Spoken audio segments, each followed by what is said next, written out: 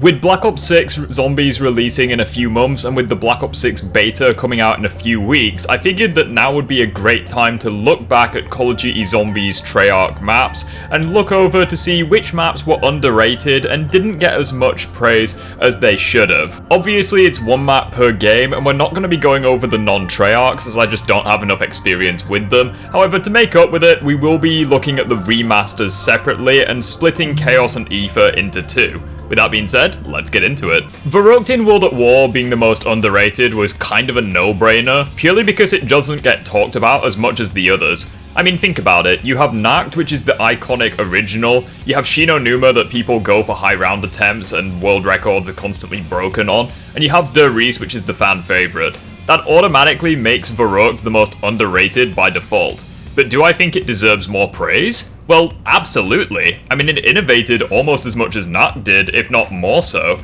by introducing the classic 4 perk machines, traps, and the teddy bear to COD Zombies. This map also has impeccable atmosphere, and it's aged incredibly well, being one of the scariest Zombies maps even to this day. And as a result, I think that it really does deserve more praise. Black Ops 1 was another no-brainer, as I think Shangri-La just doesn't get the love it deserves. Pretty much all of the other maps like Kino, Ascension, Moon, Call of the Dead, they do get a lot of people talking about them for a variety of reasons. But no one seems to talk about Shangri-La, which is a real shame because I feel like it's easily one of the best maps in Black Ops 1. It's the only map to feel genuinely alive, not just because of the foliage, but also because the map looks genuinely great. It's got a fun, powerful wonder weapon, one of the best in the game.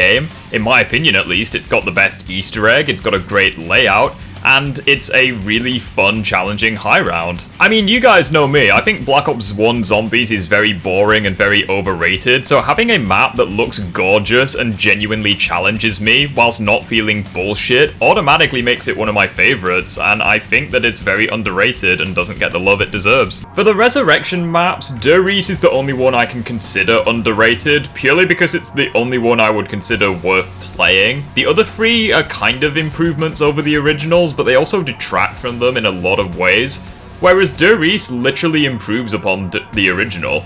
I mean, yeah, sure, the guns aren't as fun to use, they're not as iconic, but it fixes the Wunderwaffe glitch where it stops your health regeneration, and with slight graphical improvements, it makes it a really fun, solid survival map that people don't really talk about in Black Ops 1. Usually when people want to play a good survival map, they play Kino, as it was the launch map and it was the fan favourite.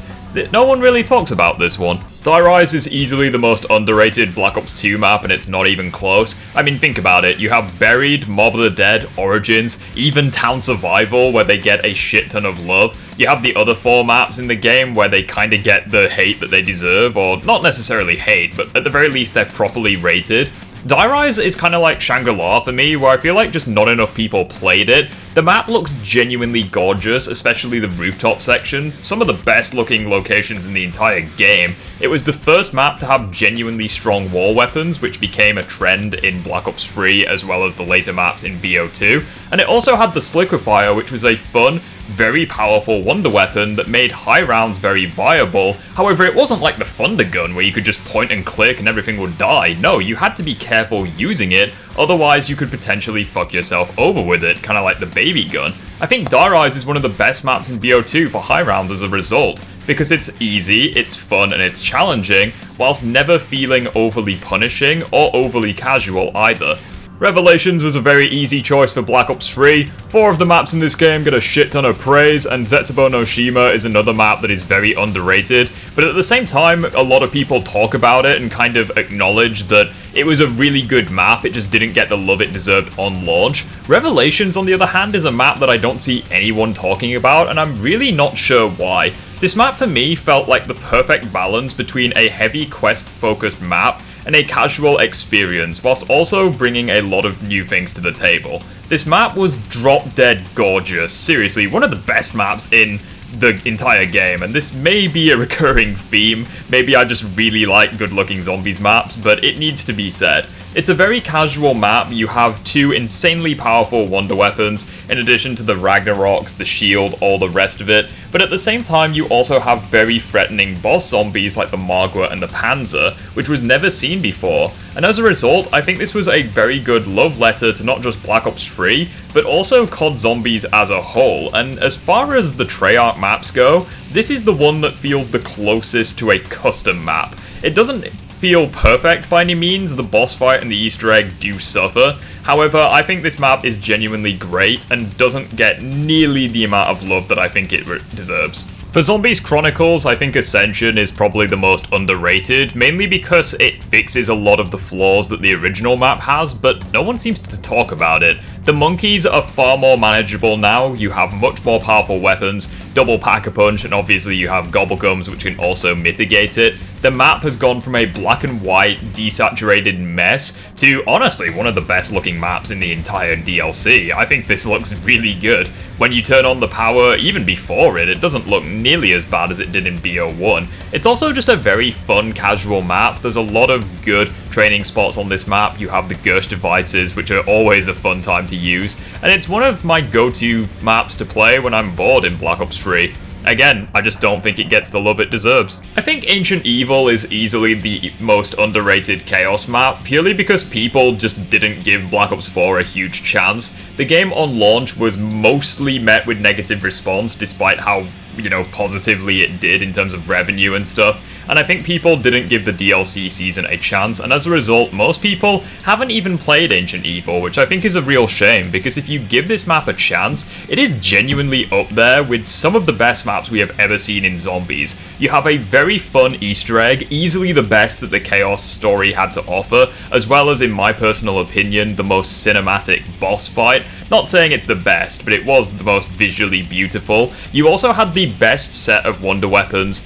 that we have seen in the Chaos storyline. The 4 gauntlets were very visually beautiful, as very satisfying to use, very powerful, and very fun. I think that Ancient Evil was a underrated gem. Truly, really is a shame that not a lot of people played this map. If it was ported into Black Ops 3, I feel like everyone would acknowledge it as one of the best in the series, but in its current position, it is very underrated. As for the most underrated Aether map, I think Blood of the Dead was a no-brainer. I don't think Classified or Alpha Omega are underrated, and I think Tag is kind of like balancing on the edge of underrated, but not to the same extent as Blood. I think this map just gets way too much hate, and it doesn't get the love it deserves, because people really love Mob of the Dead, and this map shares almost the same map layout with Mob of the Dead. Sure, it takes out the Golden Gate Bridge, and yeah, that sucks, but it's not like the map is awful by any means. In fact, it legitimately improves on Mob in a couple of ways. I think that high rounds are way more fun. You have very powerful traps, as well as the Magma Gat, which was a pretty good wonder weapon to use.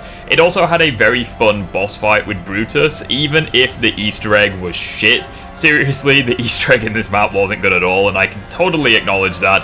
However, at the same time, we also got a lot of good characterization with Richthofen, especially with the ending cutscene with his death. Truly was very emotional, and I think that Blood of the Dead, people don't talk about it enough, because all that people talk about with this map is, oh, it was just a step back from Mob of the Dead, and fair enough. I agree with that notion. It was a step back from Mob of the Dead, but given how great Mob was, I don't really think that's a huge insult.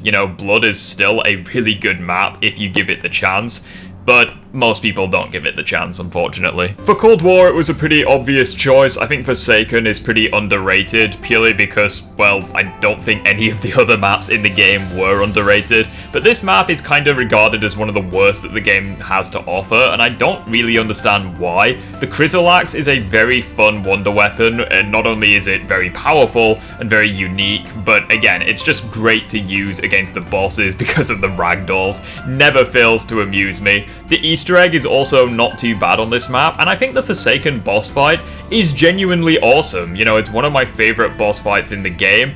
Not the best, not saying that, but it was really good. I think people criticize the map layout too much, and fair enough, it's just a series of rooms connected by teleporters. Not exactly stunning, but I don't think what people talk about is the map traversal. I think this map really suited Cold War's movement, how it was faster, made use of mantling and what have you. I think that a map like Die Rise with verticality didn't really suit Black Ops 2, whereas a map like Forsaken really does suit Cold War, but again, people don't really talk about it. And again, the zip lines and the teleporters mean that you can go anywhere on the map from anywhere on the map, which I think is really cool, and again, not a lot of people talk about it. Modern Warfare 3 and Vanguard are interesting because I think the maps that did a really good job were